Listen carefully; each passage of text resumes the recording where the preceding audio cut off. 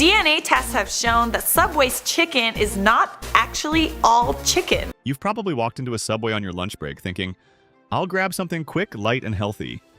Maybe you've even felt proud ordering that chicken sandwich, imagining a farm-fresh chicken breast seasoned and cooked just right. But what if I told you that chicken might be more of a science project than a simple piece of poultry? It sounds absurd, but stick with me. This rabbit hole is deeper than you think. In 2017, a Canadian Broadcasting Corporation (CBC) investigation shook the fast food world. DNA tests on Subway's chicken revealed something that could make a hen blush. Only about 50% of the meat was actually chicken. The rest? Soy protein and other fillers. That's right. Half of what you're biting into comes from plants, not poultry. Subway pushed back, claiming the science was flawed and their chicken was absolutely real. But when other labs started finding similar results, well, it was hard not to raise an eyebrow or a drumstick. So, what's actually going on between those sandwich rolls? If you're picturing freshly grilled chicken breast, think again. Subway's chicken arrives at stores pre-cooked, vacuum-sealed, and packed with preservatives. It's then reheated and served with a flourish of sauces to distract your taste buds. The secret sauce isn't the Chipotle Southwest, it's clever marketing. The ingredient lists read more like a chemistry set than a recipe. Soy protein concentrate, modified potato starch, sodium phosphate, potassium chloride. It's like they took chicken, broke it down to the molecular level, and then rebuilt it in a lab, sprinkling in some soy to stretch it just a little further. Why sell pure chicken when you can sell 50 chicken and still charge full price? Even the texture gives it away. Have you ever noticed how every bite is eerily consistent? That's not home-cooked magic, it's industrial precision. This isn't a chicken breast grilled in the back, it's a chicken-flavored sponge designed to hold moisture and deliver uniformity, whether you're ordering in New York or Nebraska. If you're thinking, okay, maybe the chicken's a little weird, but at least the bread is fresh, I've got some bad news. The bread has been caught up in its own scandal. In 2020, Ireland's Supreme Court ruled that Subway's bread legally couldn't be called bread because it contained too much sugar, 5 times more than the legal limit.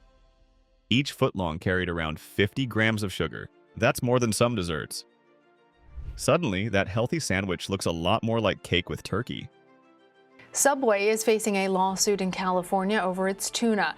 The complaint says multiple independent lab samples prove the tuna is, quote, made from anything but tuna. And then there's the tuna. Oh, the tuna.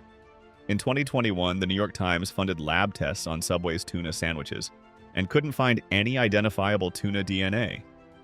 Subway's defense? The cooking process denatures the DNA, making it unrecognizable. Sounds scientific, right? But also suspiciously convenient. Ordering a tuna sub became less about enjoying seafood and more about playing culinary roulette. By now, you're probably wondering if anything in that sandwich is what it claims to be. We've peeled back the bread and the tuna layers, but trust me, the chicken is just the beginning. The next part? The health risks hidden in every bite. Let's get serious for a moment. What does eating restructured, filler-packed chicken mean for your health? While soy protein itself isn't harmful in moderation, consuming large amounts of processed soy, additives, and sodium phosphates on a regular basis isn't exactly what doctors recommend. Those additives can lead to bloating, high blood pressure, and even kidney strain. All from what you thought was healthier lunch option. Sodium phosphate, for instance, is used to keep the chicken moist and palatable, but in large amounts, it can strain the kidneys and mess with calcium levels in your body. Think of it as putting your body through a chemistry class without consent. And that seemingly innocent, juicy chicken? It's holding on to moisture thanks to chemical trickery, not culinary expertise. Add to that the sodium levels. 1 foot-long chicken sandwich can pack more salt than a bag of pretzels. If you're watching your blood pressure, you might want to watch your sandwich too. But beyond salt and soy, there's a cocktail of preservatives that may have long-term effects we're only beginning to understand. Some studies have linked excessive intake of phosphates and processed proteins to cardiovascular issues and metabolic disorders. Sure, one sandwich won't knock you over, but if this is your regular lunch date, you might want to rethink. Let's not forget allergens either. Many customers reported reactions not because they were allergic to chicken, but to the soy and additives hidden inside. For those trying to avoid soy or certain chemical preservatives, eating at Subway becomes a gamble. When the CBC story broke, consumers weren't just disappointed, they were furious. Social media erupted with memes and outrage. One viral tweet read, "I ordered chicken, not tofu with a side of lies." Subway, for its part, launched a counterattack. They called the tests inaccurate and claimed their chicken was at least 99% real meat. But the more they pushed back, the more skeptical consumers became. In fact, Subway even filed a defamation lawsuit against CBC, which only fueled public curiosity. After all, if your product is pristine, why go after the messenger with such force? What's worse, this wasn't their first rodeo. People were still reeling from the bread and tuna revelations when the chicken controversy exploded. Subway's PR team was working overtime, and the internet was having a field day. Subway released statements filled with scientific jargon about DNA denaturing, cooking processes, and complex lab conditions. But for the average person, it sounded like a fancy way of saying, "Trust us, you just don't understand." Unfortunately for them, consumers did understand, and they weren't biting. The reactions weren't just online. Class action lawsuits started piling up. Customers demanded transparency and accountability.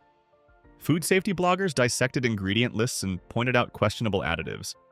Some fitness and health influencers even called for boycotts. Meanwhile, behind the scenes, franchise owners were left scrambling. They had to field angry questions and deal with declining foot traffic.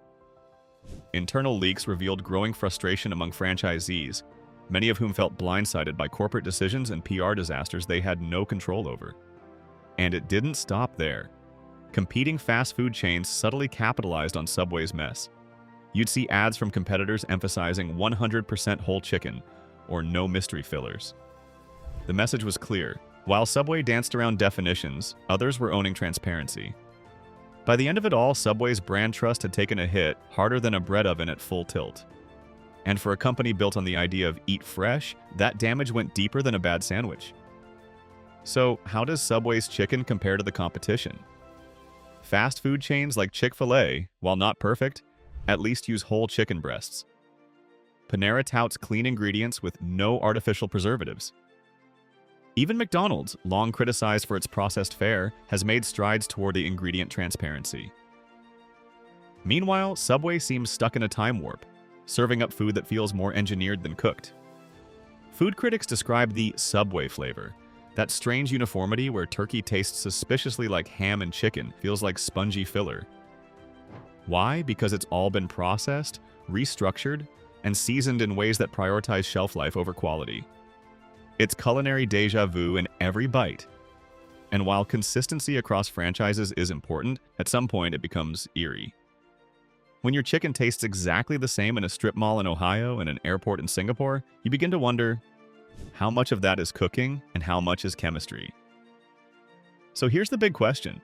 If the chicken's questionable, the bread's practically cake, and the tuna is a mystery, what exactly are we paying for? Marketing? Convenience? Maybe, but consumers deserve better. Before you step into a Subway and order that fresh chicken sub, pause and ask yourself, do you really know what you're eating? Because in this case, ignorance isn't bliss. It's just expensive. Fast food will always have its place, but transparency and honesty should be on the menu too. Until then, maybe it's time to rethink that footlong, or at the very least, measure it first. Competitor chains are already making moves. Some are moving toward antibiotic-free meat and clearer labeling. Others are investing in traceable sourcing, giving customers peace of mind.